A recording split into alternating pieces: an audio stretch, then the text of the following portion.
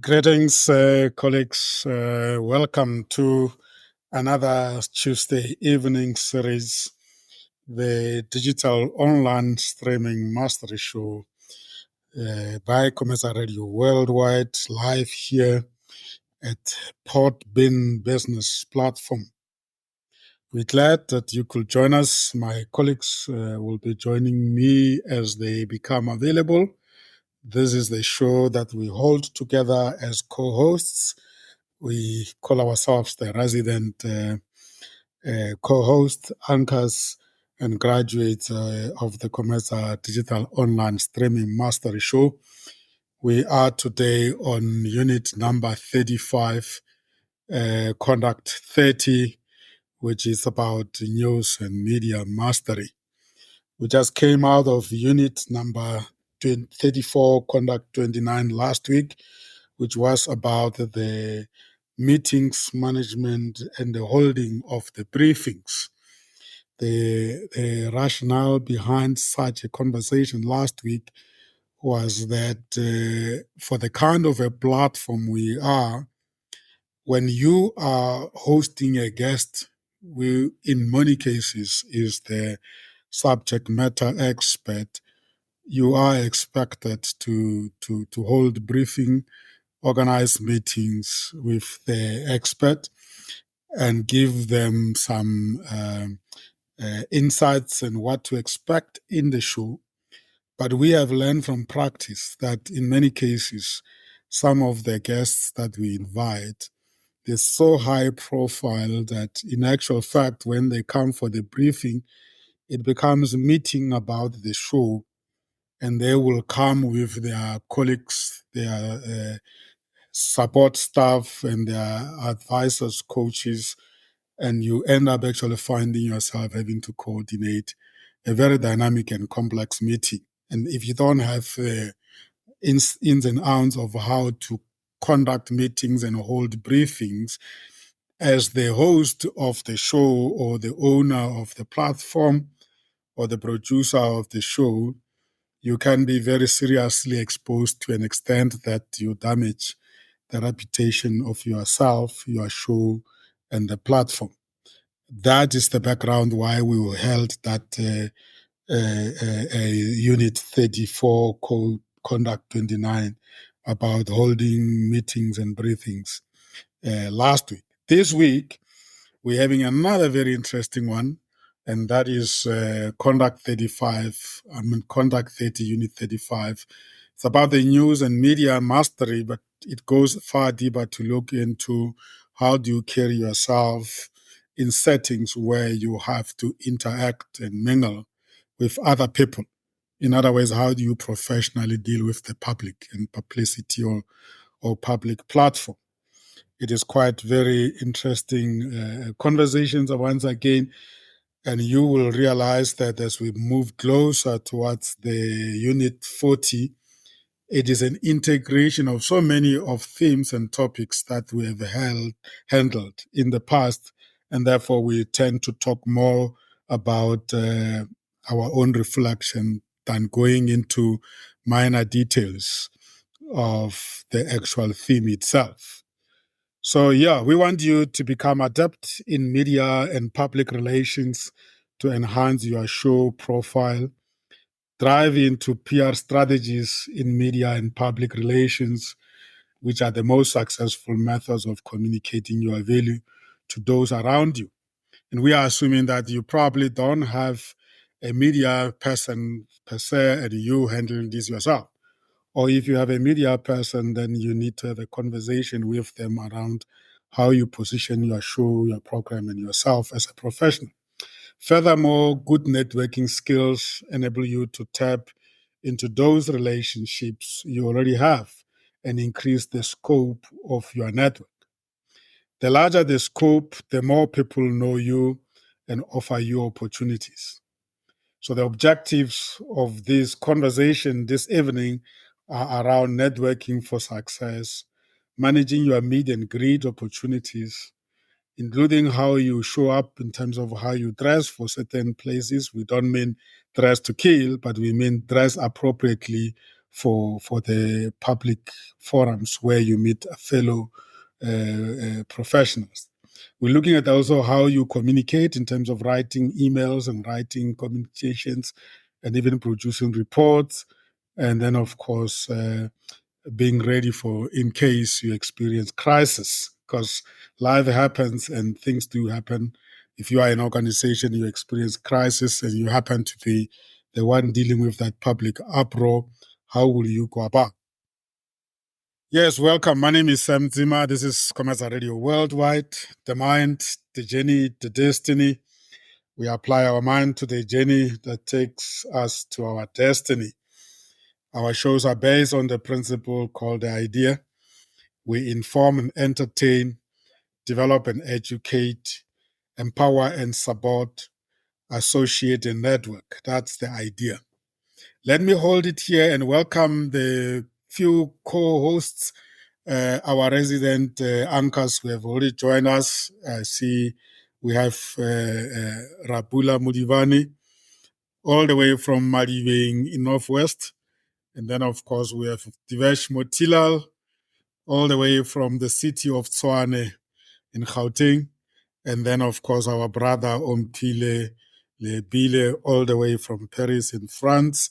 And I'm based here in Ekurhuleni, the city of Ekurhuleni, the place of peace in a small town called Clover Park. Welcome, colleagues. Ompile, I'm going to start with you. Man, Bolando last night, wow. The Spanish legend, the Spanish stars scooped all the awards in Paris last night. I know you're not a footballer, you might have missed it, but we were with Paris all the way last night at Ballon d'Or. Greetings, Ompile, and welcome to the show. And say hi to the listeners and give us a piece of Paris. Over to you. Yes, thank you, Sam, and thank you for my colleague also and fellow listeners.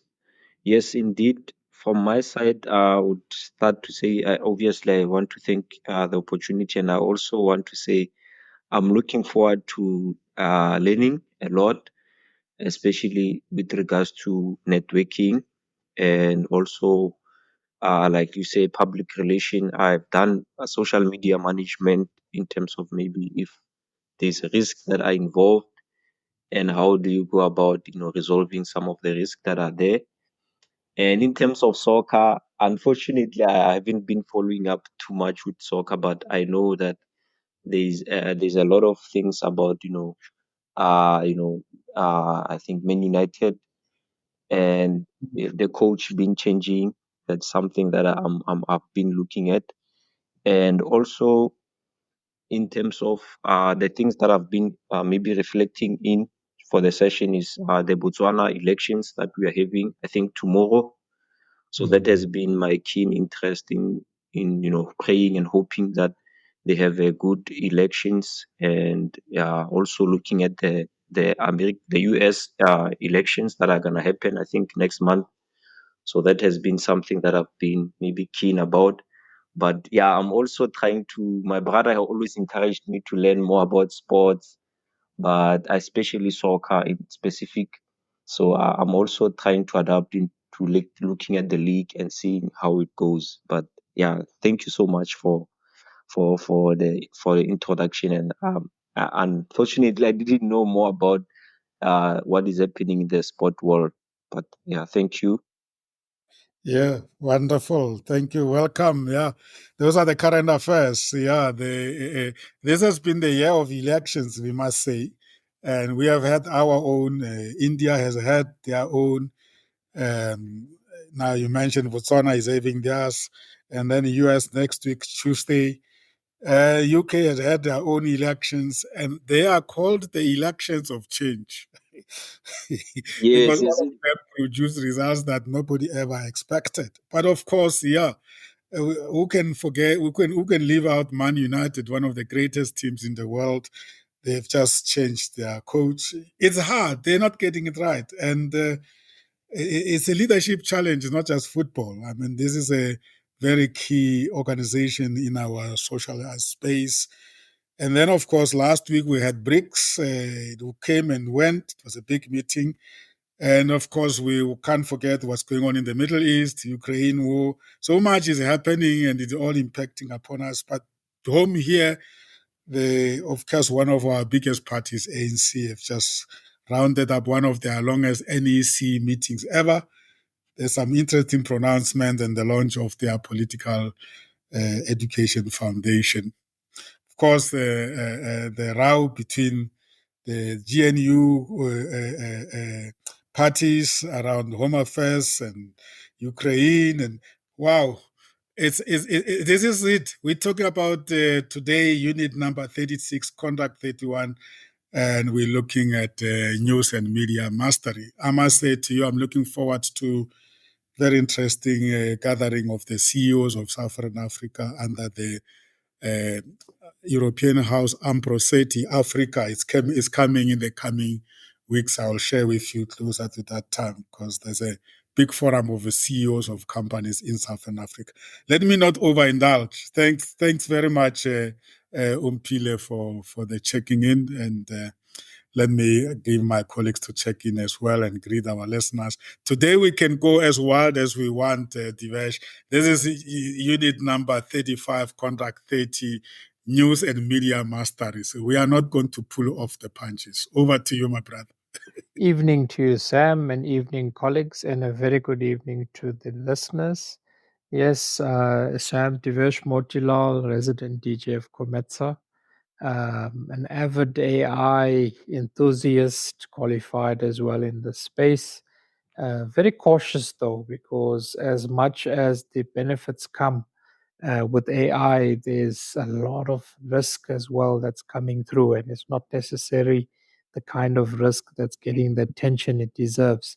In the space of tonight's conversation, uh, AI is playing a massive role in terms of being able to do the marketing, do the heavy lifting for yourself, helping you to funnel out opportunities, having a ability to be your agent and to be able to learn what kind of things you are focused in on, what is your kind of area of expertise and the type of audience you'd want to even attract and go out and look for them on your behalf. And then, of course, you still need to have your own understanding and level of expertise in that space to kind of seal the deal.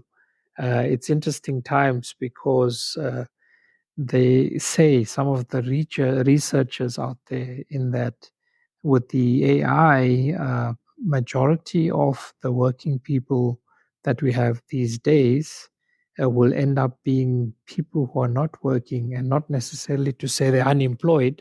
They'll have the AI doing the work for them and be able to enjoy life. Seems like a utopia for some, but I think there's challenging times ahead for a lot of the society and the communities we live in. So even more important to be able to put yourself out there and find those opportunities and secure those opportunities for yourself. So interesting topic for me, and I think the listeners will also find the do's and don'ts as we usually share with them to be little nuggets which they can apply not only in their digital online streaming journey but also in other aspects of their lives and livelihood. Thank you, Sam.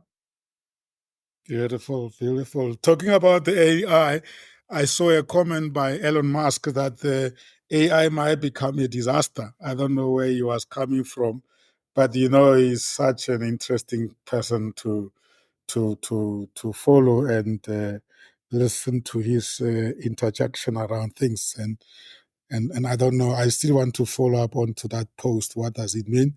I think you're hinting on it that it has its major implications. We need to engage with it with caution, while at the same time maximize the benefits that come with it. It is definitely a technology that is all around us, and when it comes to media, definitely yes, you can make it work for you. Thank you so much for checking in. and diversion. Again, the fact that we're talking about media, I mean, when it's raised to the U.S. Elections, Washington Post is in big trouble, and Los Angeles News as well, Times, I think, as well, for taking a stand not to endorse any of the two candidates. And the question that is being asked is why the timing? Why now? Why haven't you decided some time ago? So either way, whether you like it or not, if you are in the news and the media industry, whatever you do, you are going to get people asking questions. So Jeff Bezos had to step in as the owner of Washington Post in trying to justify, because apparently they are losing clients en masse. People are leaving and unsubscribing in big numbers to a point that it will actually threaten the big business of Washington Post. It's a very difficult industry to be in. But we are not about that. We are just saying we are going to talk about that because you as a person, you might say, I don't want to be too much visible in the media. But if you are going to be successful and you are going to be running programs like these ones, unfortunately, you're going to have to take a stand. You're going to have to prepare yourself. Rabula, over to you. Welcome all the way from Madibeng. Just on the way to Sun City.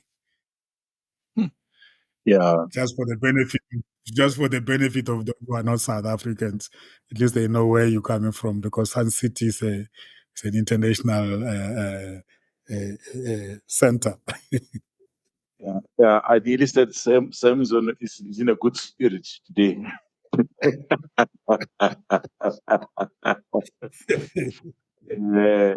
Colleagues, one thing I can say, yes. A week ago, I was saying to my wife and her sister-in-law, God will never give you a task which he knows or she knows that you can't do it. It doesn't matter how difficult the task is and how simple the task is. It doesn't matter how painful the task is. It doesn't matter how steep the task is. He won't just give you a task without knowing that you can handle it. Mm. And the only reason why I'm referring to this statement again is that in my maternal family, I had a grandmother whom we celebrated 102 years in July. Wow. And she decided to say, guys, I had enough innings. And yesterday afternoon, she departed this world. Wow. And my wife was reminding me yesterday afternoon after getting the news, was saying, you recall what you said to me and Lulu is her sister-in-law? I said, yes. God will never give you a task which he knows you can do it. Indeed. And I know you are one of the elders in that family. I know your phone is going to ring 24 hours, 7 days a week.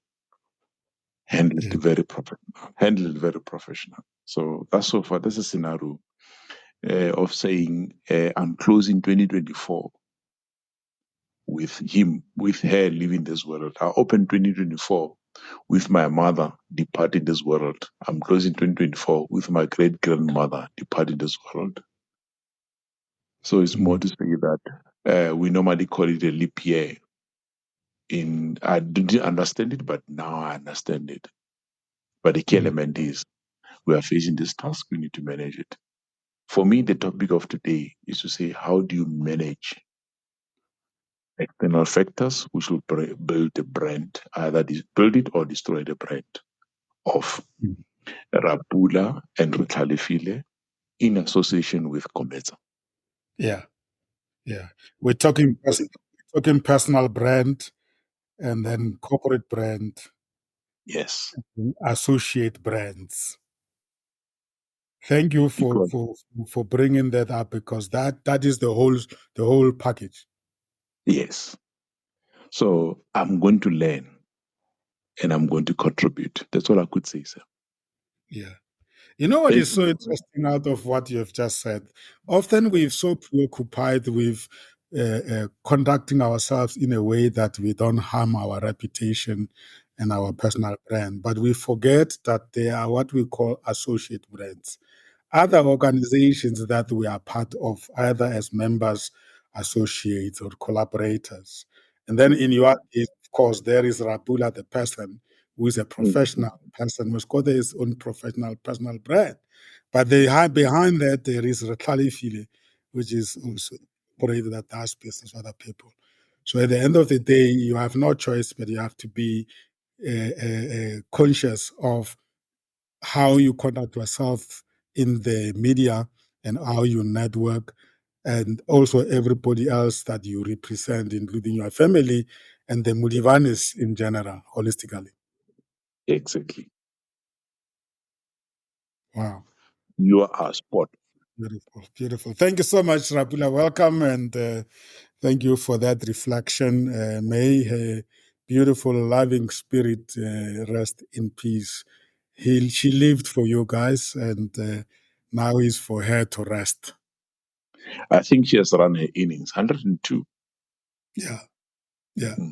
So I was saying to the family, let's celebrate her life. Let's not mourn her death. Yeah. You are blessed for her to have lived long. Thank you so much. Yeah, just welcome to the listeners that have just joined us. This is a very interesting.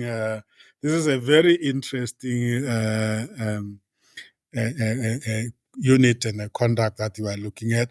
I've hinted at the beginning that because we have been having a series of these units, as we move closer to unit number 40, it's an integration of so many other units in these units, and that is really beautiful. But before I read the key themes we are going to be looking at and the worksheets we are going to go through, let me welcome Makolo Franz Ramutla, all the way from Tembiza. He's a homeboy of mine here in the city of Ekurhuleni, the city of peace. Welcome, brother Makolo Ramutla. Good evening, Brasem. Good evening, colleagues, and good evening, listeners. The topic today is very interesting. Every time we have a topic, I try to bring it closer to me. One of the businesses I'm running is a transport business. So I was asking myself, who are my networks? And I've discovered that the driver is my network, the mechanic is my network, the passengers are my network, the space where we buy parts are my networks. And recently I've realized that I'm using a strategy of delegating through the social media. For example, if a taxi has a problem where they are loading people, there are mechanics there, I say to them, check with the mechanic what is it that is needed. Go to the space close to where you are loading. Give me the quotation. I'll send the money, you buy the parts, and then you pay the mechanic. Now we are no longer waiting for the weekend before we can fix the car. So I'm looking forward to the discussions tonight in terms of identifying the networks and in terms of using the social media to leverage on saving time and to make sure that you keep your business afloat. Thank you. Beautiful, beautiful. Thank you so much for that practical reflection indeed. And that Ramutla. Great. Let's welcome Maynard Maisela. He's from the city of Ekurhuleni, the city of peace. He's my homeboy. Franz Ramutla is on the northern side, and Maynard Maisela is on the southern side. I'm in the middle. Welcome, Maynard Maisela. Thanks, Daresam. Good evening, colleagues. Good evening to our listeners. Yes, indeed, you are in the middle. We are just surrounding you. It's quite interesting. But yes, I think it's a very good one for networking as well. We touch all the angles. Yeah. So yeah, no. Good evening, colleagues. Wonderful, wonderful. Have you had a good time, Maynard? Yes, no, thanks, Mandisa. It's been a very wonderful week so far. Yes, the business wise has been doing very well. It's keeping us busy. As we are nearing towards the festive season, we already know this is how it tends to be. So yes, we are very busy. Beautiful, beautiful. Welcome. Let me just share with the listeners the kind of themes under which we are going to discuss what we call worksheets. Think of worksheets as the templates or standard operating procedures that you need to follow as you deal with each of these topics. But they are quite very helpful to put them at the back of your mind as you engage with issues. We're going to look at the networking, how you do effective introductions, making great first impressions with the people you engage with, minimizing your nervousness and using your, I don't know whether this is still relevant, business cards effectively, because I mean, every time I'm reminded of AI and these technologies, if you give people business cards, sometimes, we don't take business cards anymore. We do what we call scanning of our phones, but maybe we should say using your mobile phones effectively as a source of connection, because that's powerful in terms of technology. But the interesting one here also is, how do you make sure that you remember the names of the people that you meet? And of course, there's something that we take very lightly, is meet and greet. When you meet people for the first time, what do you pay attention to? They talk about dressing success, but the dressing for success, I wouldn't call it dressing for success. I would say dressing appropriately for the occasion. As males, sometimes we're not good at that. Our women colleagues are naturally very good at that, but I think that plays a role in terms of how you position your brand. And then, of course, the writing, which is basically the communication.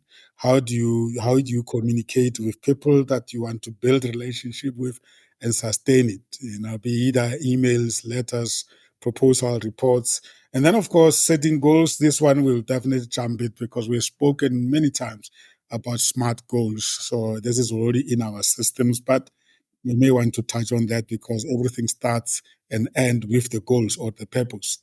Media relations is very interesting. Again, here we're not just looking at the traditional media like television and radio. We're also looking at the social media platforms, which is what actually is surrounding us 360 degrees these days. And what happens when you experience a crisis? Because a crisis often happens in a public environment. Things go wrong, and instead of you running the things according to the plan, you now have to plug onto crisis management plans, and you have to address the media.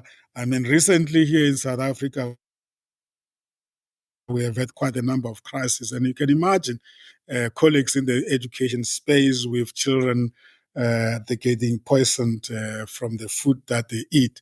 You and I, we are far removed from it. We may not even feel this affected. But if you are a principal of a school and 12 children are poisoned and rushed into clinic, you can be guaranteed that you're going to be filtering a lot of calls. And if you are not well trained, you can cause even more disaster. Recently, we have experienced storms, and many schools in South Africa, even the brand new ones, have been destroyed. And now what do? Kids don't have place to go to school. You don't have budget anymore. You are the school committee principal, a chairperson. That's a crisis. It doesn't matter. Anything that goes out of your plan, it becomes a crisis. And if you are not able to deal with the attention you get from the media and the public, you could cause more damage to your brands. And then, of course, social media, as we mentioned. Let me hold it here and ask my colleagues to reflect on all these topics. And we're going to jump into the first worksheet. We call it MEETS, MEETS, which stands for when you meet. I mean, this is like a meeting 101 or networking 101 when you meet people for the first time, because there are people who really don't even know how to start because of their character. Meet stand for make eye contact, emit smile, engage in a handshake, tell people your name, and share what you do. Wow, that's almost like something to remember when you are going to start learning to network if you haven't networked before. But let me hold it here and ask my colleagues, my co-hosts and co-anchors, to just reflect a little bit on the themes I've shared with you, dear listeners. And Dadera Mood, let me start with you. What are you hearing from these themes? Just to add to the points you had already raised about managing your business via platforms like social media.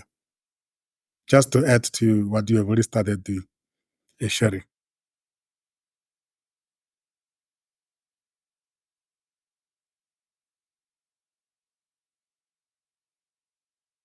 Anyone while Datram Mutla is still getting himself organized? Umpile?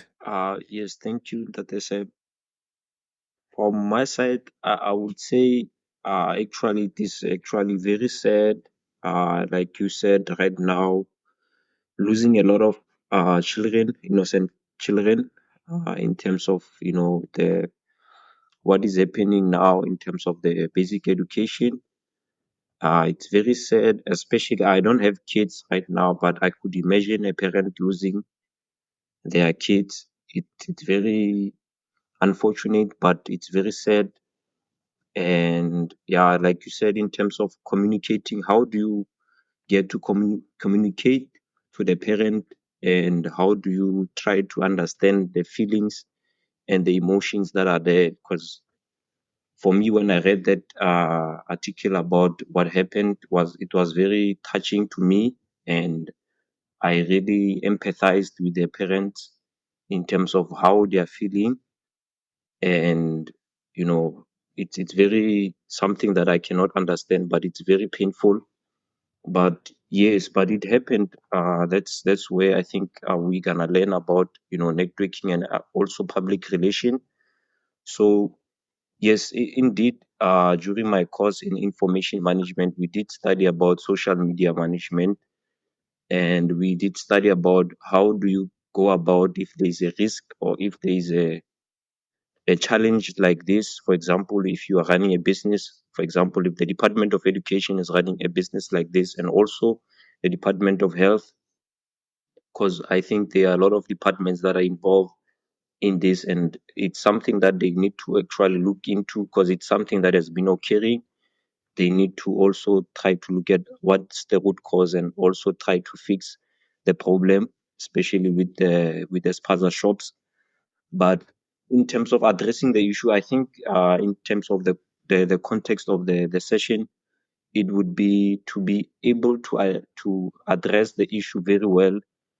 And I know that we have the media, but maybe in terms of their social media platforms, how can they try to make sure that they are putting the good information in terms of what has happened and what they need to do? Like, for example, if this came in, how would they address to say we actually accept that there's something that happened and there's something that actually is bad that happened, and how do we go about addressing this issue in terms of like communicating, especially in the social media? I've realized that people are always on their phones, so which is something that is very powerful.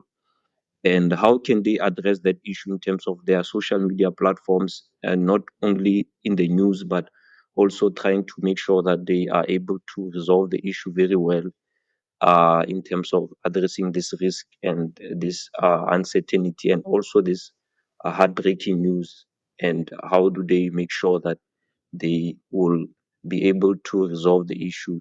And yeah, for me, that was maybe something that I picked up. Thank you. Mm, mm, mm. Absolutely. When a crisis has happened, you have to be empathetic with those who have lost a loved one, in this case, young children and kids.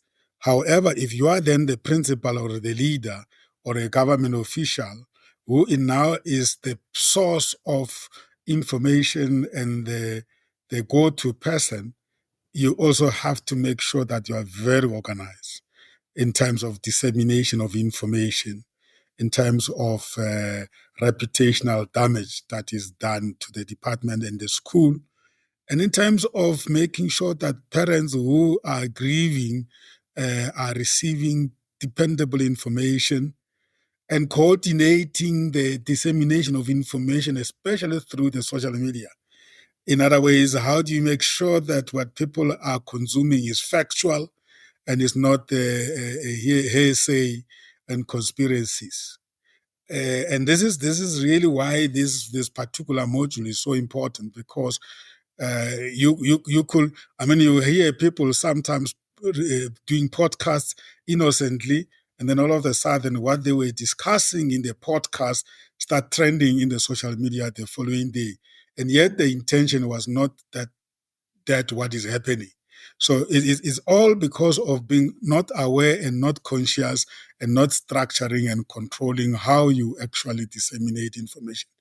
That's really exactly the points you have addressed, Umpile. Thank you so much.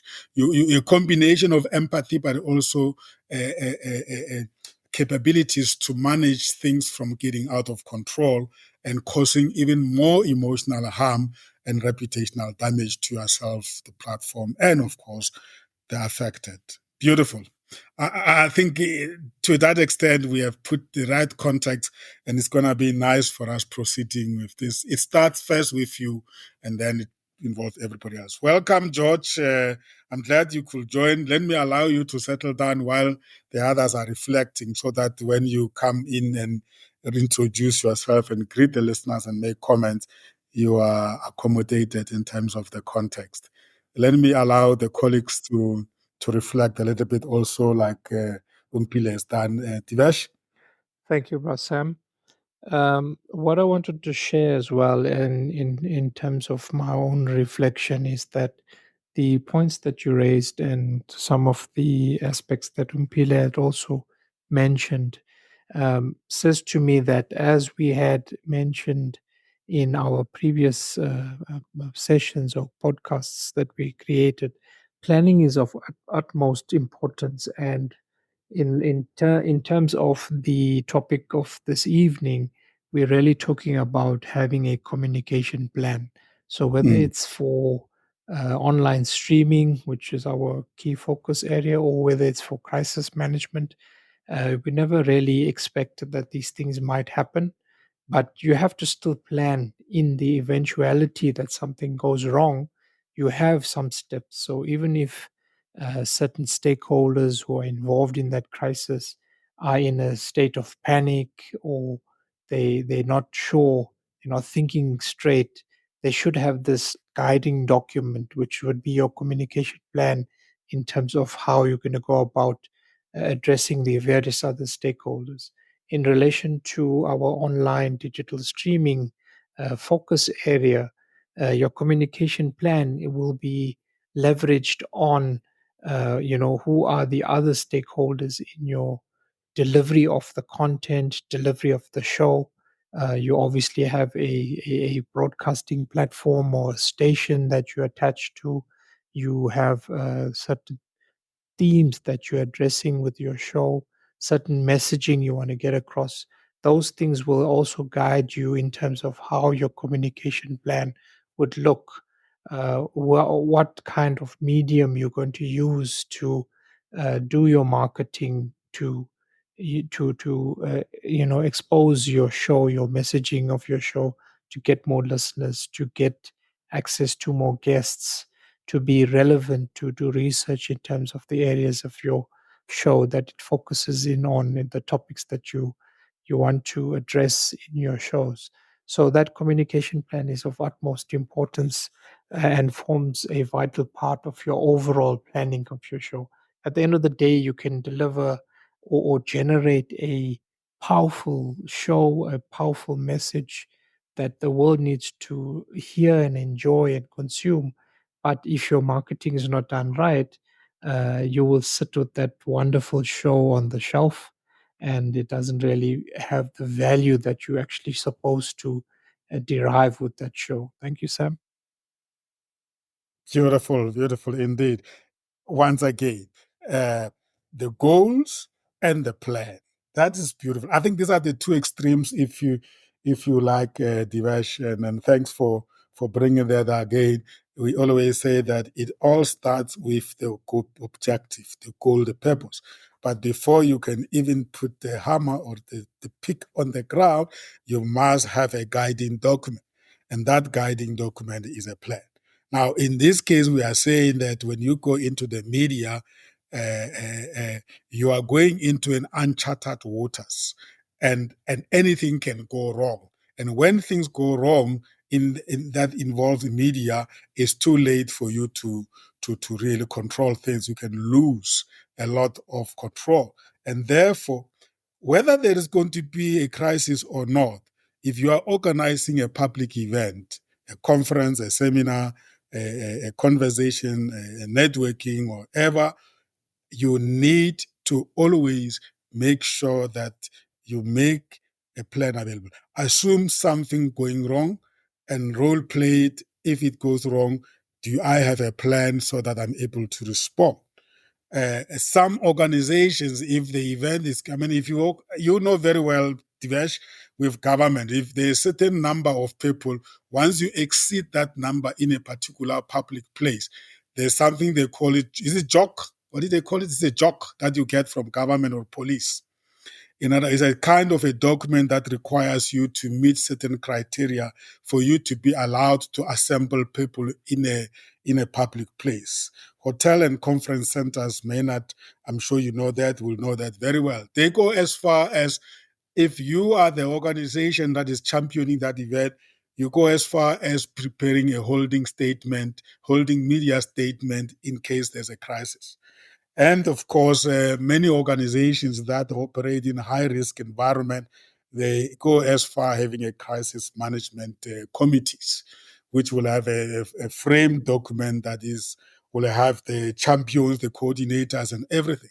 So these things only become questions when something goes wrong.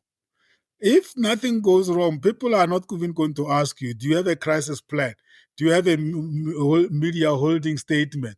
Do you know where the hospital is? Do you know the firefighting contact numbers? They will never ask you that, but only after what we have seen recently, when kids now get affected and then the television runs there, then we start to say, but did you ever anticipate that there could be a crisis at the school Monday to Friday? Because the school is a very big public place. Anyway, so I just wanted to add, I think they call it a jock document. Those who work with police and the government and organize events like WomenAid, they will know a jock document. You can't hold a concert of more than 1,000 people and you don't have a jock document from the police. Yeah. Any other reflections before I allow George to come in? I'm sure he has now warmed up to the conversation. I wanted to bring Yes. perspective where we are talking about. Here we're talking issues and crisis communication plan. I want to bring a perspective where the crisis is there already. You find that you are having sleepless nights, so early in the morning you are starting to reflect and meditate about how you are going to plan to address that crisis. So sometimes you wake up, it goes along with the writing. Sometimes you wake up and you write the notes as to how you are going to do that, and then you plan that I'm going to communicate this through either a telephone or an email or a WhatsApp. Once you finalize the information you get from your meditation and reflection, you put it down, and then you communicate it, and then you wait for feedback. So indeed, crisis communication planning is not only when you are anticipating a crisis, it's when the crisis is there already. You want to plan how you are going to do it. And therefore, this goes hand in hand with writing, because you are ultimately going to write a report and deliver it through an email. Thanks. Ndadera Mutla, is that what we will call damage control? Because it's already happened. Now you are controlling it. Indeed, yes. But it's a crisis.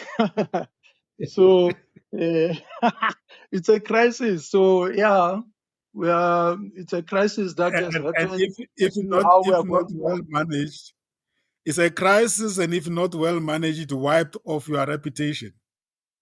Indeed, that's why I'm saying you're gonna write it down and you're gonna communicate, and you're going to wait for a response, and the response will depend on how you penned it down and communicated it, the context and the content of the crisis. Mm. Beautiful. George, I think you warmed up now, my brother. Welcome. I heard you were attending the Public Speakers Association of Southern Africa. This is the topic that requires experts like yourselves to help when we are sinking in a crisis or in a publicity dilemma. Welcome. ExCom meeting I was attending, but yeah, as I indicated, I would join the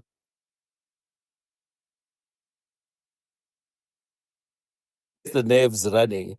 It's not a topic that people love to talk about, but it's something that needs to be prepared for. And in my experience, if I can just share a story of one of my previous employers, we had a big fire on a Sunday afternoon.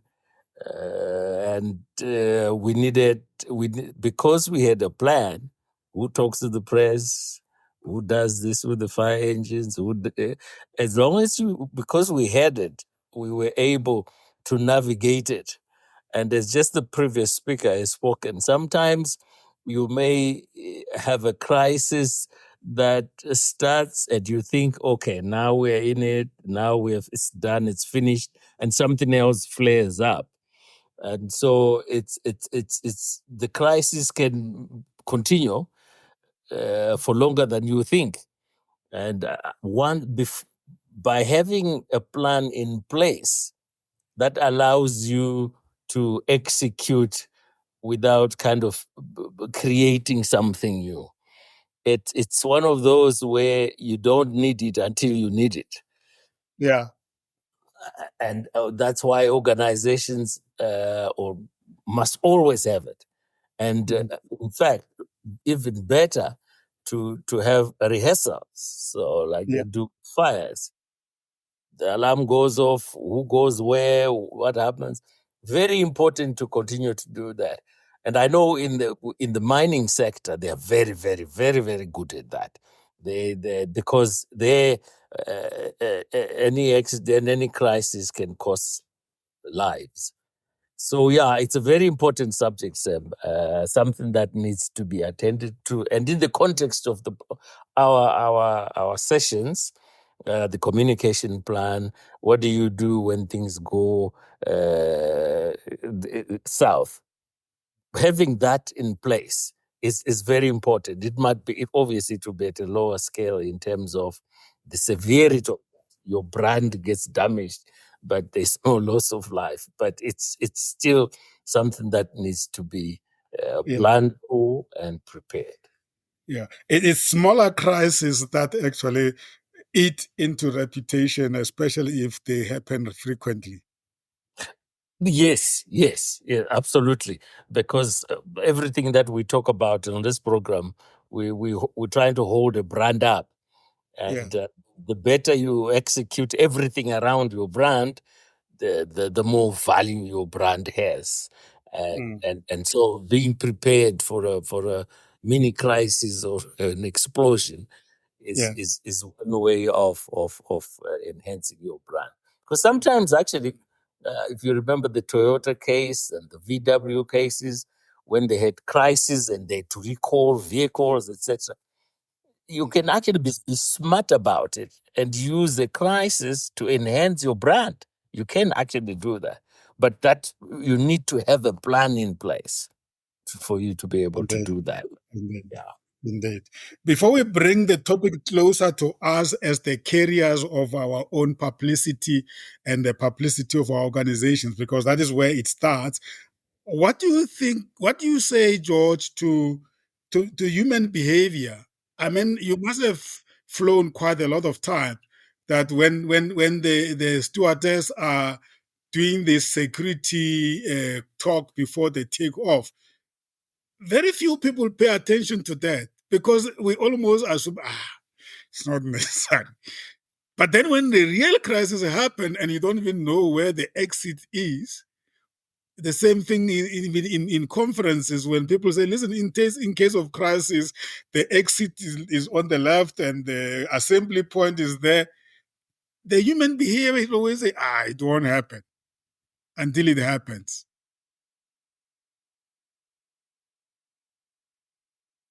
Do you know, Sam? Yeah, I'm losing you there, Sam. Sorry. Oh, Did you hear my point, George? Yes, I had, in fact, it's human nature actually that they need to hear something 7, 8 times before it registers. And so, me and my stories flying in last week, and the air hostess is say, okay, that we're giving a demonstration, etc., and the person sitting behind us continues to talk. And I actually had to turn around and say, no, please, can you just keep quiet for a while until they finish? Because they continue to talk as if, I mean, it means nothing. And but it's the attitude that most people will have. Until it happens to me, it's irrelevant. That's the attitude of most people. Yet preparation for those events is absolutely critical. Sorry, Rapula, you wanted to jump in there. yeah, I wanted to say to enhance what George has said in terms of saying, are we on a flight? And the flight attendant or the captain is mentioning to us what's going to happen when the flight goes this way, and people don't listen. What is most important around it is I've picked it up also when you have what you call Teams meetings, Zooms meetings, Team sessions, Zoom sessions, that the first 10 minutes people listen to you. Thereafter, they shut down. The only way you can activate a conversation in that space is perhaps maybe we can, if you say, guys, we will listen and have conversation, and after a certain period, we'll go on the on groups or on breakaways. It's only time that realize people start focusing. But if it's going to be a presentation after presentation the entire day, probabilities are you're gonna lose them. The question is, do you lose them purposely, or do you lose them because your conversation or your discussion doesn't add value to them? But at the same time, you can throw it back to people to say that when you are in a public space, in a conference, in where there are other people, be careful that you don't behave in a way that people ask themselves, why did you even come here? Exactly. Because the disengagement is actually saying a lot about the kind of an organization you come from or how serious you take yourself. How do you pay for time to come and be part of the other people, especially if it's an external forum, and then you choose to engage in the middle of the forum and they associate you with this particular organization? I don't think they're going to hold good views of you. Yes. So that's what I'm saying, or what I was saying, what George was saying is, it's what I've recently sort of paid attention to, of saying, you will call in on Zoom's meeting or Zoom's more something which is very interesting, which impacting their business. And while you're listening in that business, don't forget to speaking to small entrepreneurs. While listening to those guys, something kicks in, and then the focus is on something else, not on what you're discussing around. Unless in the process of that conversation, you start creating what you call I normally use the word of one-on-one, but it's not one-on-one per se, but it's more to say that from here, what do we do? Mm, mm. Yeah. How do we And move you are talking from the point of view of a facilitator, forward? Rapula, right? It's exact, not only in a facilitator space. I've listened to various people, let's say, listening to a preach session on a TV or on not on TV but also on Teams, and you find the first 10-20 minutes there's a concentration. Thereafter, because when the people speak, you can hear them. The focus is different, and I was okay. So, which means the first 10 minutes of your speech is actually the crux of the matter. That's where you lose or gain them. Exactly. You're right. That is actually a very good point. That is, how do you manage your presence in the media, in a public platform? In people from the very beginning. And I think it now speaks to being intentional and purposeful about why you are engaging. Thank you very much. I think I was missing your point. I get it there. And I want to come back, George, with the next 3 points. We call them worksheets. One is the one I shared with you about how do you, almost like what script do you follow to connect with people. And then the second one is the 5 Bs, which is about your behavior in the public environment. And then, of course, how do you minimize nervousness? Because we're not all equally confident, and you are going to have to overcome nervousness until you are actually a master of public space, George, from a public speaker point of view. I'm sure when you get trained in your public speaking. Let's focus on a person now in this case, because before we go to the bigger organization, you yourself as a practitioner. Dealing with nervousness. I think one of the biggest, for me, one of the most important things is really understanding the subject you're talking about and what you're going to say. And that means rehearsals, practice. If I'm going to be the speaker, I will practice, so that by the time I get on stage, you're almost on auto. That gives me the confidence to be able to stand there and talk. And that's why I'm a bit slow to take on engagements that require you to speak off the cuff. Because, you never quite know what happens. It's not that you can avoid it altogether, but if you can, But the ideal is to be very prepared. Because once you're prepared, you become positive about yourself and your ability to deliver this thing. Because you see, most people, this is a lesson I learned very, very early on in this speaking thing. Most people aren't really coming to listen to you and watch for theatrics and all that. Most people just want to hear the content of what you say.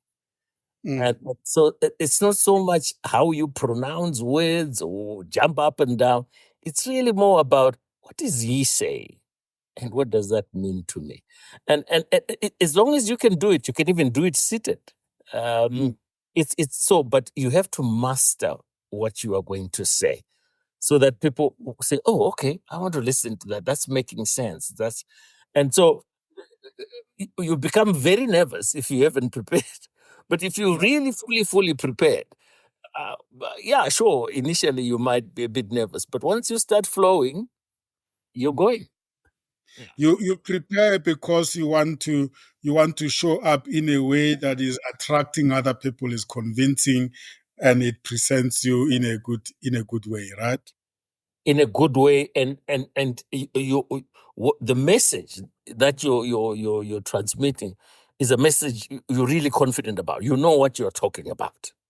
And so people can sense that. And this is the thing when for any speaker listening, you can't go up there and bluff your way.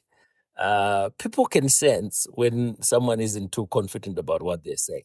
So always rehearse. I mean, even if it means doing it 50 times, just rehearse. So that by the time you're there, you're confident of what you're saying. Yeah, beautiful. Divesh, the first three worksheets are quite very interesting. You know, have eye contact, that could be culturally challenging. Emit a smile, that could be very difficult because if you don't have it, you don't have it. But if you smile has got the same effect, whether it's beautiful one or not. Engage in handshake, that's also culturally challenging. Tell them your name. Sometimes if you volunteer your name, it might be, I don't know, why do you tell me your name? What you want from me? Share what you do or whom you work for. So it's not as easy as that, but I think you have it at the back of the mind and you read the situation. And then, of course, coming to George's point, in terms of planning, here, George, is very clear standard practice. Be on time, be yourself, be positive, be courteous, and be brief. I think that says it a lot. And then, of course, in terms of nervousness, I mean, you will be nervous because you are not self-assured, because you haven't done your work, or because maybe by nature you're just fearful of people and you have to overcome that. Divesh? Yes, Sam. Indeed, the cultural dynamics can come across through experience. I don't think you can just read some manual or a list. You could obviously have guidance, but it becomes even more complicated and challenging depending on the medium which is being used for that initial meet as well. If you were to be doing an online a meeting, the rules might be a little different from a face to face engagement. And then again, as well, you might actually be engaging with someone and even meeting them through a voice only engagement. So then you've got different kind of rules of engagement for those scenarios. All in all, even that smile, even though they can't see your face, like we've also spoken about in our other modules, that vibration that you could give off can actually give the person that you're speaking to the sense that you are in a good spirit, like I think it was Rapula who had said right in the beginning, you seem to be in a very good spirit this evening. So it can come across through the way you speak, the type of word you use, the tone of your voice. Those can be significant in terms of giving that impression of a warm, courteous type of greeting or approach that you would give to the person that you're engaging with, Sam. Mm, mm. Absolutely. I had even forgotten that you don't see my smile.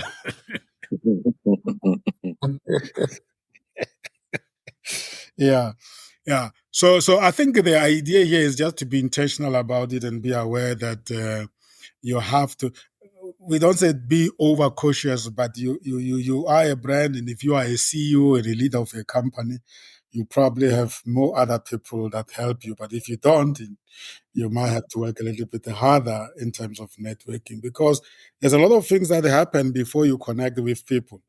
And for instance, let's talk about George. You talked about preparation.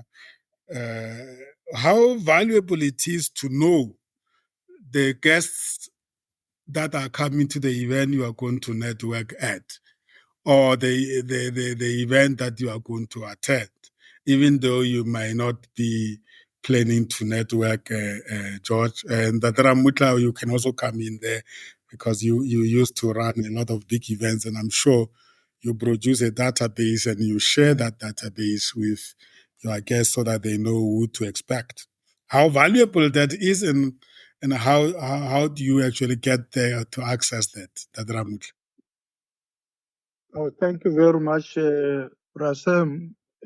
Sometimes get your database through continuous repetition of events.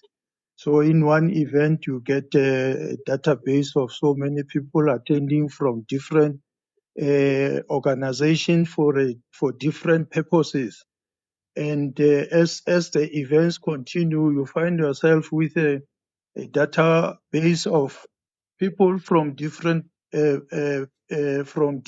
businesses with different skills. And when you put them together, you have wealth of people that can form your network that you can refer to.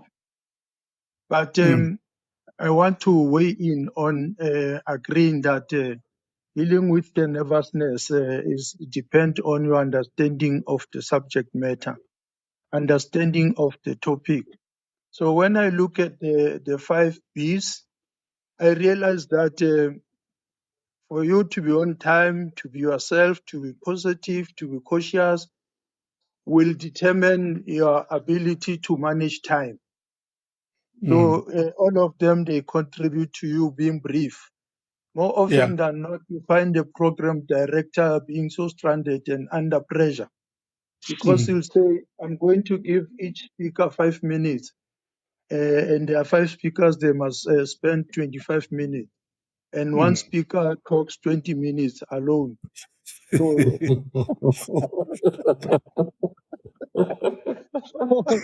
the program director becomes so frustrated. But one of the key success factor of the program manager is time management. Yeah, thanks.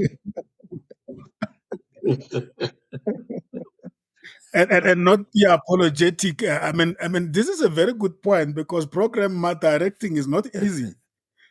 Yes, So you have to. This is one of the. You have to be very determined to make sure that 5 minutes before they reach the end, you say, "My friend, you need to wrap up." yes, indeed. But you have to be courteous how you do it, and So I agree. Those 5 Bs are really just to say if you are going to network, you are going to go to a forum, a conference, a seminar where you are going to meet people, be on time. You know, so much deals and so much connections with people happen the first 1 hour and the last 1 hour of the event. So if you're always arriving when the formal process starts, you are never part of the event. And then be yourself because it's yourself that actually connect with people and be positive and look forward. Even if you don't like the topic, if you coming there to network, don't now make the poor quality of the topic affect your desire to network because you know what you are there for. Yeah. So that is a very, very good advice there through those points. And I think we are just saying, don't think too hard about it, but just make it your way of being your part of practice. That there's a lot of networking and impression you can create. That's why events start. They say arrive at this time, we start at the time. It's not because they are worried about you being caught in traffic. No, they want you to meet with other people and feel the atmosphere.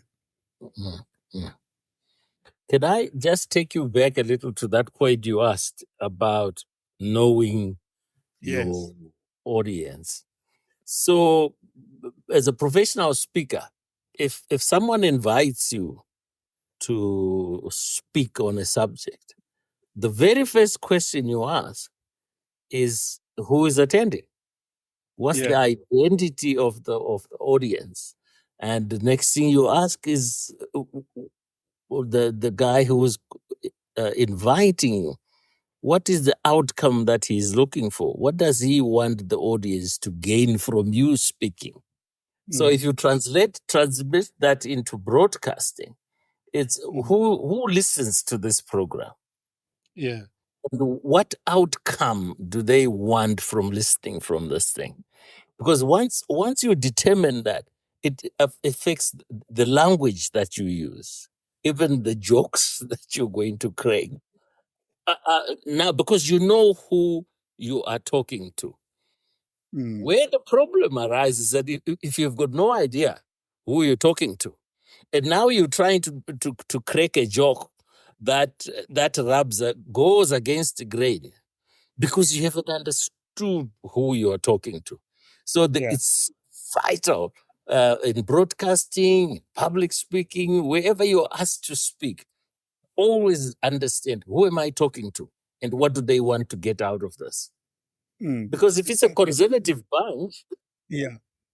It's a very good point, George, you are raising because we come to the event and the public forum for many reasons. And it's wonderful sometimes. And it's okay to have people coming to one event, but with diverse interests.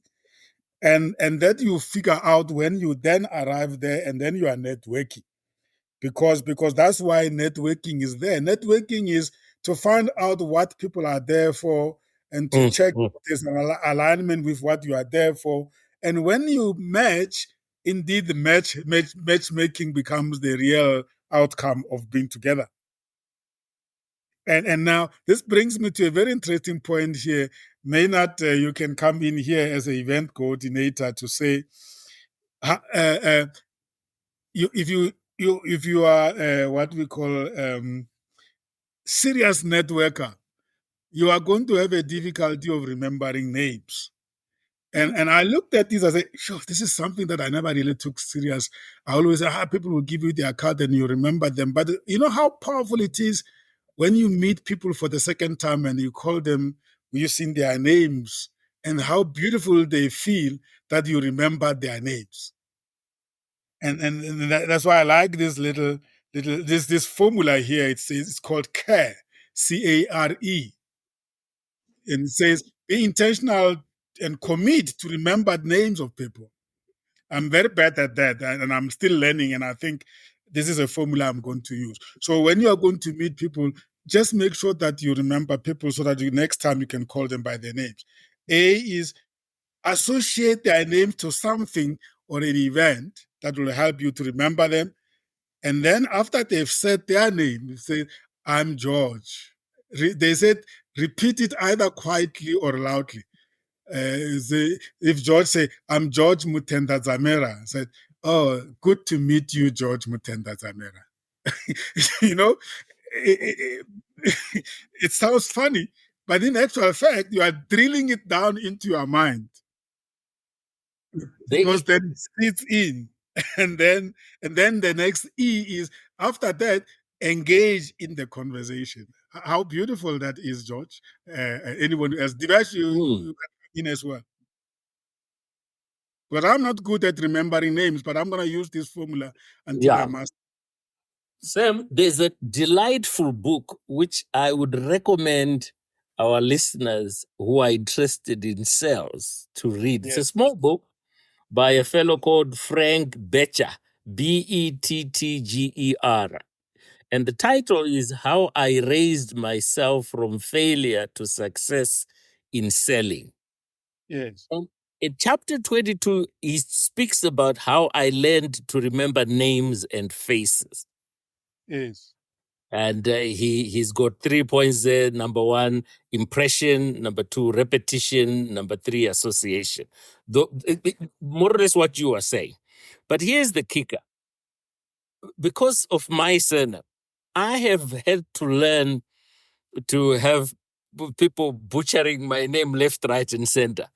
But understanding with a smile that the guy who actually butchers it is actually trying. He is trying to remember you. He's trying to remember. So when I speak to people and you tell me your name, if I don't get it, I will come back. I'll say to you immediately, please tell me, say that again. Please spell it for me if I need to. I was on the line this week with a lady from Serbia, and her name is Slajana. When we started the meeting, I said, tell me how to pronounce your name. And she loved it. And the point I'm raising there is that don't be afraid to ask someone their name. In fact, they'll be more than happy. In the process of asking, what is your name? Please spell it for me. People, they appreciate you more. What is a problem, which is most of us have, is when you forget someone's name. Yeah. And they get kind of irritated. They may not say that to you, but if you're looking for a contract about something, you're unlikely to get it. Yeah. So this is a very important thing. It's really, because sometimes you wonder, how does that guy get contracts more than others? It's not so much that his work is better than, but he's done something. It's the emotion. People are very emotional about their names. They're very emotional. And if you show care and concern, they will remember you. And And that's where an interest in asking them, what does it mean? How what did does you it mean? get the name? If you are interested in them. Yes, that's magic. That is absolute magic. So if you're listening, folks, if you can't remember, if someone says their name, you don't get it, ask. By the time you leave there, you know his name, you've repeated it, and you keep going back. Devish, what And when you at the end of the event, when you go away, say goodbye, George, we'll be in touch. will be in touch? You win And more contracts that way than yeah, saying my product is beautiful and all. Divesh, I can see you are eager to come in there. Yes, thank you, Sam. It's a vital point that George has raised. I think with the advent of technology and the more and more we're utilizing it to do what we used to do more on a manual basis in the past, it does render you a little bit useless, if I can use that word. In terms of remembering names. And unfortunately, we're saying go out and mingle and meet more people and get more names and the like. So the tools that George raised is of utmost importance to engage that our brains so it can actually remember more of the names. But it always helps to document because you might find you meet somebody today and then you find an opportunity involving them 3 4 months later. If you've documented it properly, you'll be able to then recollect and re-engage with the person, even into the future, and then be able to remind them of an occasion when you're met, and then take that conversation further. At least have a door open that you did meet them and you did have an engagement with them. So I think it's important to look for the tools that can assist you with improving on your memory ability to remember names and associate that name with what value propositions there might have been with that person. And then again, also to document those engagements, whether it's a diary or whether there's a traditional file of X or digital system that you might have. It's important to document that so that you actually have a process, not just meeting people and then a month later you don't remember them anymore. Thank you, Sam. Yeah, yeah. Valuable point indeed, Divesh, because as we said last in one of the shows, that you can collect 100 cards at every event. And it is what you do with those business cards afterwards and those contacts afterwards that actually takes you to achieving a particular outcome.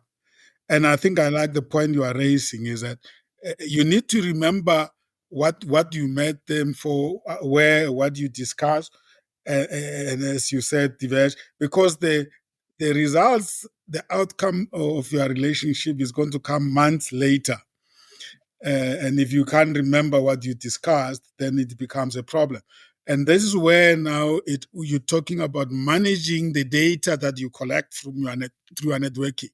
That's why companies, big organizations, have people who are doing business development, and they go out there, meet with people, play golf, and then when they come back, they give that contract to the internal people who are normally support people or customer relationships, and who then process the relationship to a point of business. But if you are the only person and you don't realize that you have to multiply yourself into those various network management activities, you are going to network until you grow blue and achieve nothing because you are not processing it. Trabula. You have nailed it. Yes, Yeah, I said you have nailed it on. And I was just trying to think, what value am I going to add here? Because I'm now an expert in terms of how do you manage networking in future to make sure that I remember Sam's name. Because what George said is very critical. Said, I was saying, can you spell your name for me? And second to that, yes, there's a conflict between technology and paper-driven business cards. In some areas where you enter in, they said, no, we understand you're small entrepreneurs, but where's your business card? If you don't have a business card, it's more to say that, sorry, I'll get in touch with you, but that person will forget about you. Even if you may have technology to to download the information around it, but combination of the two and this transition could also help in terms of maintaining that network, which will add value to your brand. Yeah, yeah, yeah. That Ramut. Oh, thank you very much, colleagues and Brasem and listeners. Indeed, the issue of remembering names is very important. I had the opportunity to be one of the speakers this afternoon at a memorial service of the colleague. And when I finished, a number of them, the colleagues came to me to say, yeah, on our social work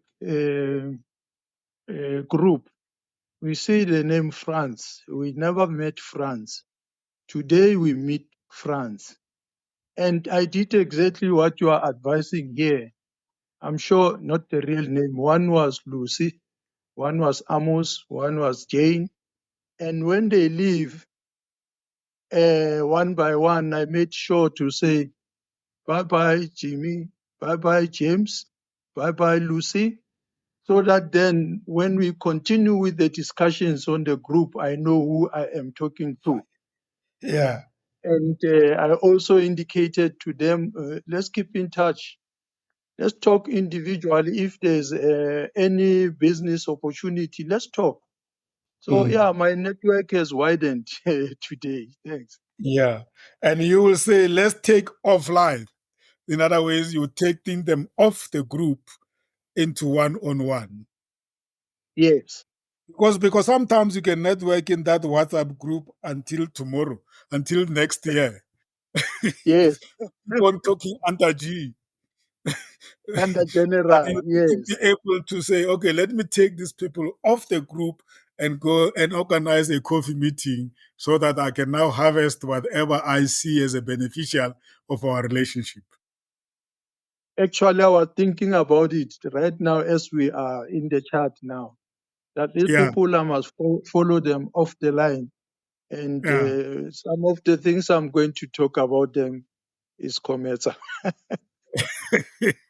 Indeed. But Individually, I'm going to talk about them. Yes. even doing that, Ramutla, you have to make sure that the timing is right. Sometimes we traditionally so wood, we dish No, out no, no. before it's ripe.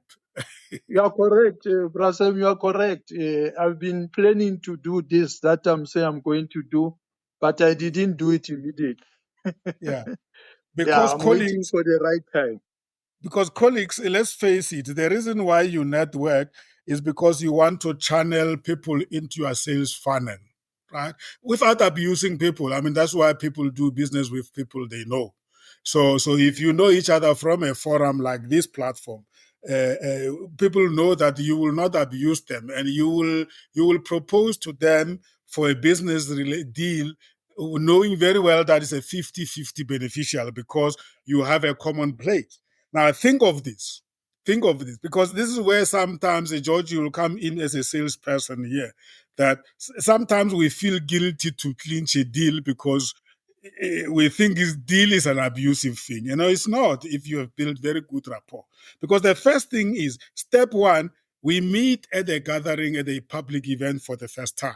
So I play all the expertise and the do's and don'ts of connecting with somebody for the first time, and I feel good that I've now exchanged a number. The next thing is I do a follow-up email. And that's why in this module, we also talk about the skill to write emails and letters. This for that reason, because they are saying you are going to do something about this person you have met. Therefore, you better know how best to write emails. and make sure that you have spell check and you have the right salutations and all those other things. That's step 2. Then step 3, you need to have a follow-up meeting. That is where now Ndadira Mutla, you take them offline and you say, let's meet over a cup of coffee, because we can't meet over this WhatsApp group because other people will be listening. It's no longer, you are personalizing the relationship, even though you still remain in the WhatsApp group. Now, here is a very interesting thing. If I meet you off the WhatsApp group for coffee and it was private between the two of us, when tomorrow we meet in the WhatsApp, we can't be saying, hey man, hey, our meeting yesterday was great, because that's really private, confidential stuff, unless it was about them as well. So that's step 3, follow-up meeting. And then step 4 is, most likely, if you found that you need each other's service, he's going to say, oh, I like what your company is doing, what you are offering. Please send me a proposal so that I can table it in our EXCO meeting. Right? Now, this is serious. This is now formal. You might even have to call a colleague, because now it needs a different type of expertise if you don't know how to write proposals.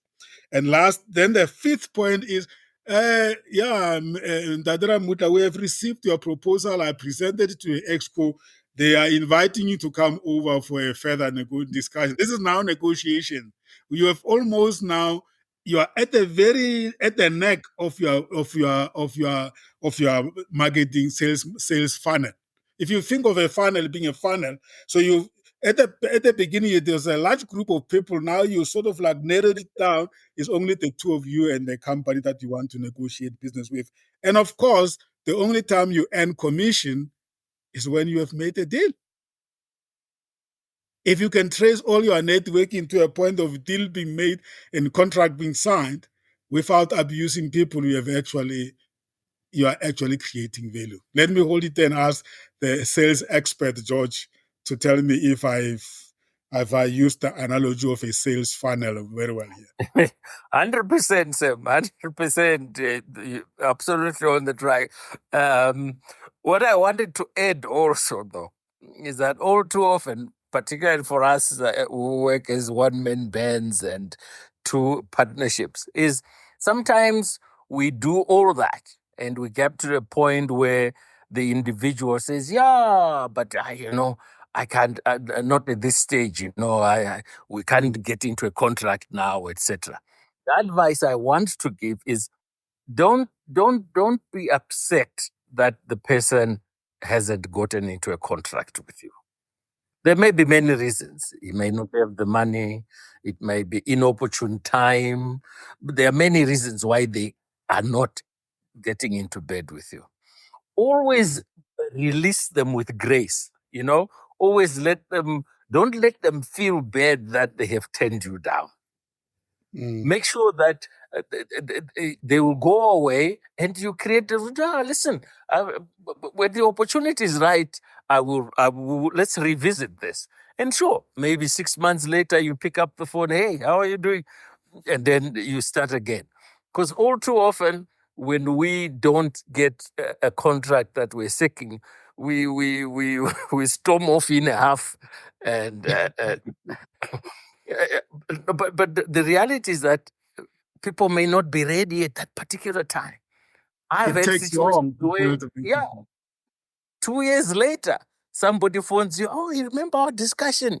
And I've gotten into contracts with someone who I spoke to 2 years before, and they said no at that time. So I thought I'll just add that, because it's such an important point that when you go and present a proposal, and at the time there is a no, that no doesn't mean that's the end of the world. It simply means that this time I can't get into a contract with you, which means, hey, I can come back again. Remember when you were courting your wife, when she said no, you didn't go away in a half, you came back again, and that's sales. Yeah. It's almost like participation in the procurement processes doesn't mean you are always going to get it. Sometimes it's just an opportunity for people to know about your existence. Aha. Yeah, there will be time when And even when they walk away, they might actually go away, feel bad themselves to say, maybe I should have, but we don't have the money. And they will recommend you to somebody else. Mm. Yeah. Beautiful. Beautiful. That is a news and media platform, colleagues. I hope we have brought the rationality closer to understanding. And one last thing before you guys can check in and reflect on what we have discussed, and also hear from Umpile and Maynard, because they've been quite a bit, is the question of now when you are networking, this thing that we spoke about last time, George, about the body language. You cannot ignore the messages that are communicated to the people, to you, from the people you are trying to network with through the body language. And this is a difficult one, because a number of times you see the smile, you read something different.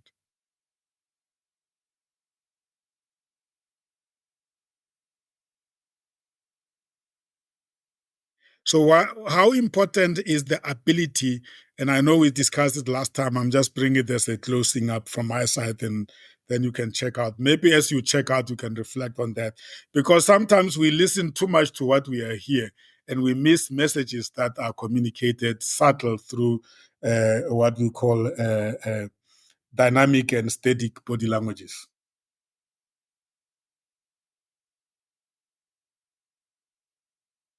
Let's use that to, and then also to check out.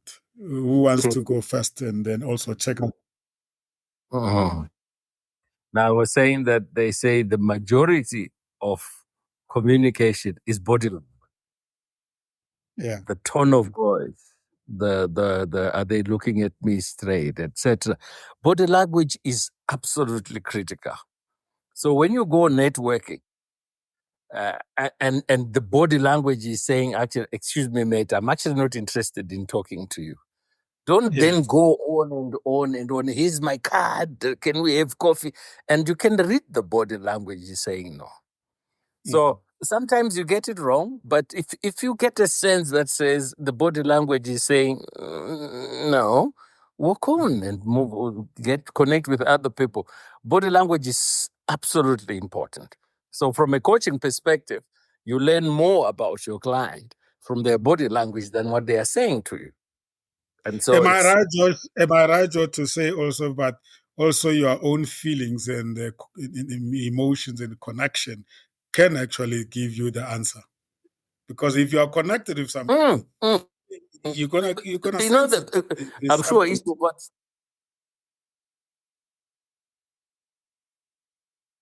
I'm telling you, each one of us can give a story of somebody they met for the first time and it felt like they'd met 10 times before. It's those things are normal.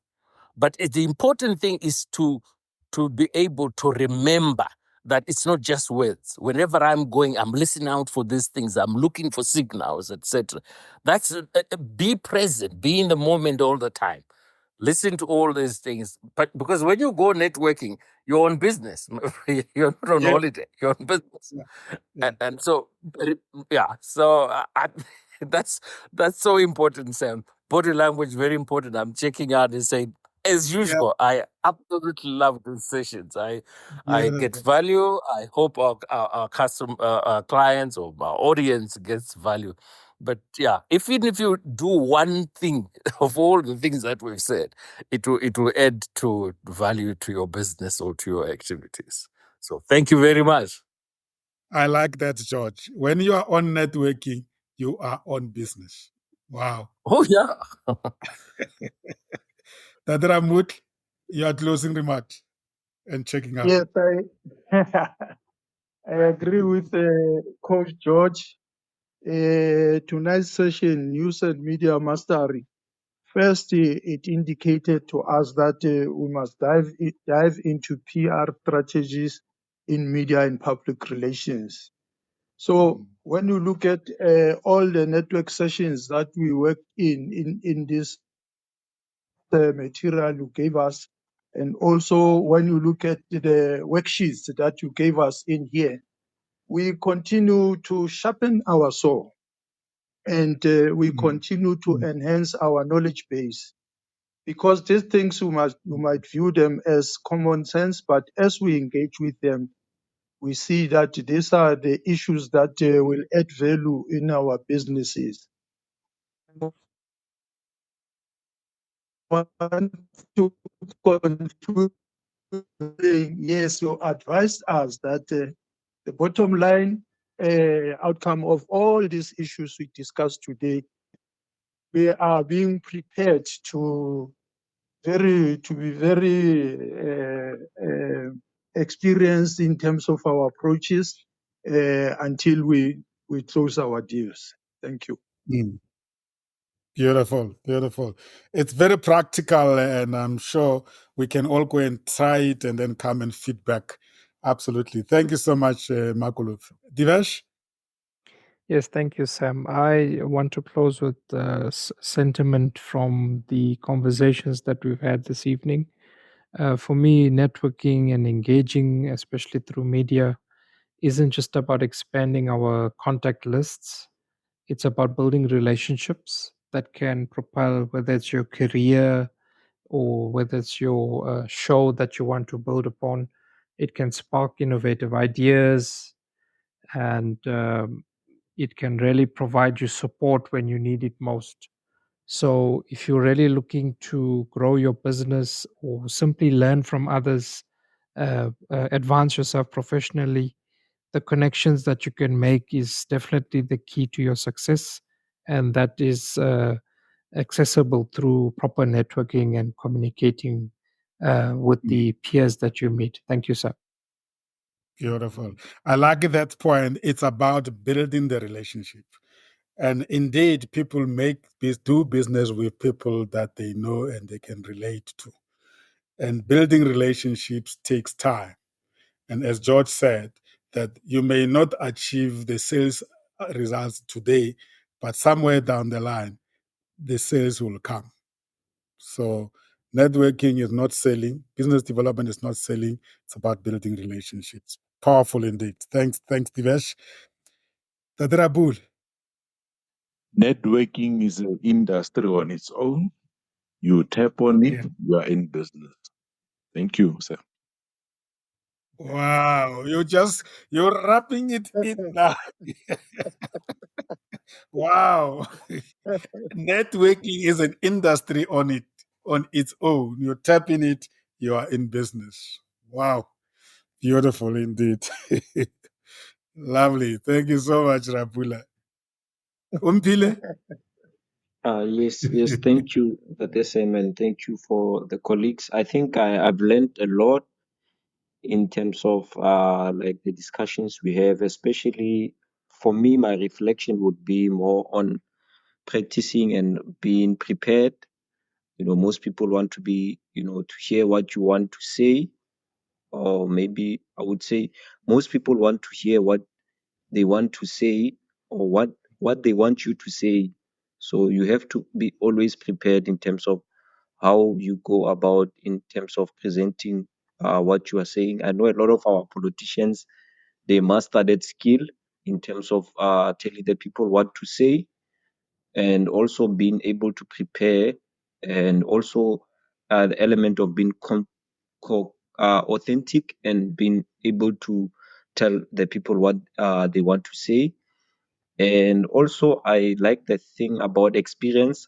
I think it was raised by Ntate, I think Rapula, Mm. where he mentioned about experience, and not only Ntate Rapula, but a lot of our colleagues mentioned that experience is very important. That as you go, maybe for example, if you go to many events, either offline or online, you have to be, I think also Divesh mentioned that sometimes, especially with the VUCA world and the technology being involved, you have to also expand your experience in terms of online experience, offline and online experience, in terms of how this engagement goes about. And yeah, I learned a lot about making sure that you are able to prepare, and always try to prepare.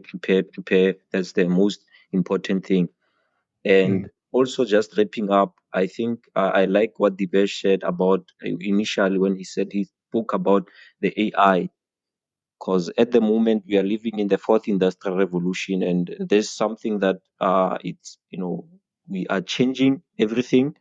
They say AI is the new electricity, so that means that everyone has to be connected to electricity to enjoy the benefits of AI. So I think in terms of even our networking, how we go about, it's important to also embrace the fourth industrial revolution technologies such as AI and others, to make sure that we include them in terms of going forward into the future, because that is something that we need in the future. For example, AI is like the best knowledge management tool that people can use for many things, as even including networking, like Tate Rapula said, and also Tate France said about how do we go about in networking in terms of it's a business. So AI is it's something that is extremely out of this world. And my previous vice chancellor at the University of Johannesburg used to mention how important is AI, but I think people don't realize how important it is for the future. So that's something that I also maybe like to conclude with. And thank you. I think my mind has learned a lot, and I'm thankful for this opportunity. Beautiful, beautiful. Indeed.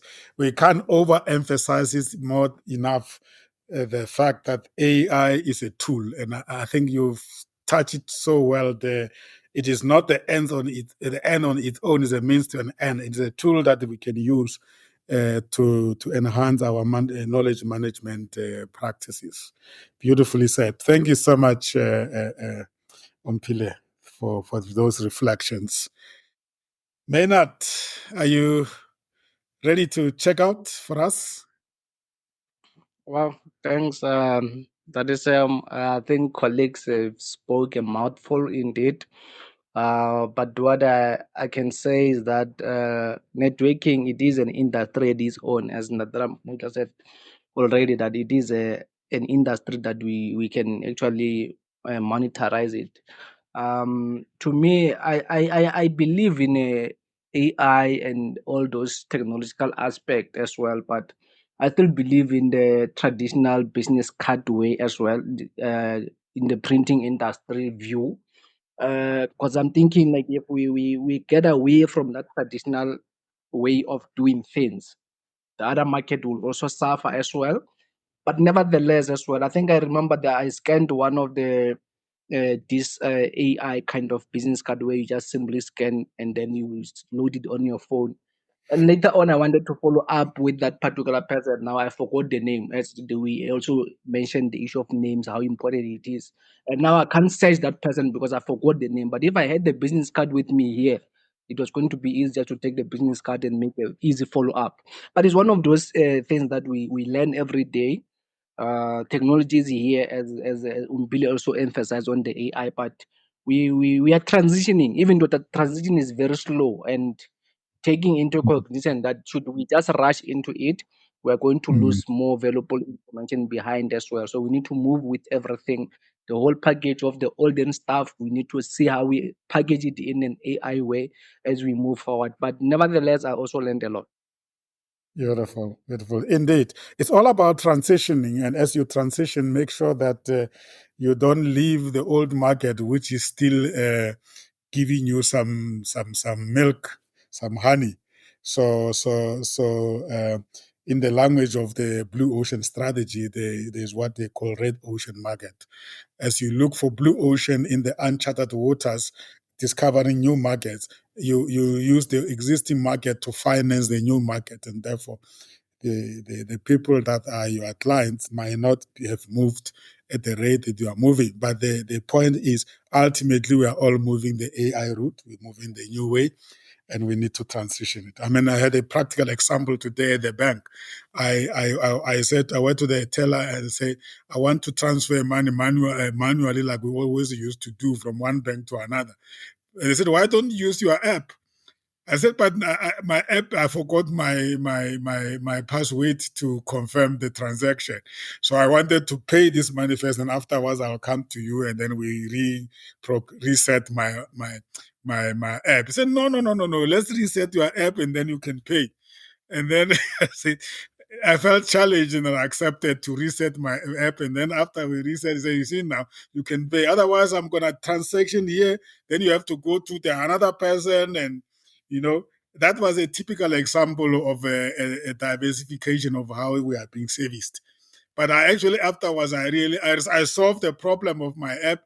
And at the same time, I enjoyed the split seconds money was out of my account into another account. So yeah, we must just move along and transition and not deny the benefits that come with technology. Otherwise, we'll be left behind. I know I'm almost like opening a new topic. I just wanted to share that with you. It was a beautiful experience. So technology is definitely effective. But yes, we must manage the transformation. Thank you very much, colleagues, listeners. Wow, this is beautiful. We can talk forever. That was our unit number 35, Conduct 30, News and Media Mastery. It's part of the Digital Online Streaming Mastery Show with my fellow resident co-host and anchors, Divesh Mutilal, Rabula Mudivani, Franz Ramutla, Maynard Maisela, George Mutenda Zamera, and Umpile Lepile. This was Commerce Radio Worldwide, The Mind, The Journey, The Destiny. We apply our mind to the journey that takes us to our destiny. Our shows are based on the principle we call the idea. We inform and entertain. We develop and educate. We empower and support. We associate and network. I hope we have lived up to those principles of the idea. That's the idea, indeed. Yes, next week, Tuesday, we are moving on with unit number 36, conduct number 31. And this is we're going to look at actually how we service our customers. In this case, the customers being you, the listeners. That is the topic next week. Representing the listeners, especially on a platform like this where we don't even see you physically, but we see you as numbers on the platform. And we are going to be talking about how do you make sure that as you engage with the guest, the type of questions you are asking your guest, and the way you engage with the guest is not from your perspective, but the perspective of the listeners. In other words, you must detect that this kind of question must be the common question sitting in the minds of all the listeners. I have to ask it. And if the guest has not answered enough, you must be feeling it to say, I don't think my customers have gotten the sufficient answer, and then engage further. That's a very, very interesting conversation. Learn to represent your listeners effectively through communication strategies. Therefore, the focus is going to be communication strategies. This you can't miss. It speaks very closely to what we have been discussing today. And we are marching forward to unit number 40. That will be unit 36. Thank you so much. Take care. And of course, the episode of this conversation will be available on insightsonlinepodcast.com, and it's available on directly coming there on Podbean platform, or you can also find Insight Online Podcast at Apple Podcasts, Spotify, Amazon Music, Samsung Podcasts, and iHeartRadio, and many others. So it's very easy. Otherwise, just look for Insights Online Podcast under Google. Google it. You will be able to go there and listen to this episode and share with many other people. Even the previous one from unit number 1, we are at unit number 35. There's a lot material on that podcast. Thank you very much. You take care until we meet again. And of course, tomorrow, join us. We are having the Valley University of Technology Student Academic Development Support and Work Integrated Learning Show. I'm speaking to a lecturer called Zinhle Marengane. She is a lecturer in the biotechnology and chemistry faculty, and she is also a WIL coordinator based in the faculty. She's going to be sharing with us how the lecturers get involved in helping the students transitioning from the world of learning to the world of work. Don't miss it. Tomorrow evening, 1800 hours, South Africa Standard Time. Goodbye. Thank you. Bonsoir. Bonsoir.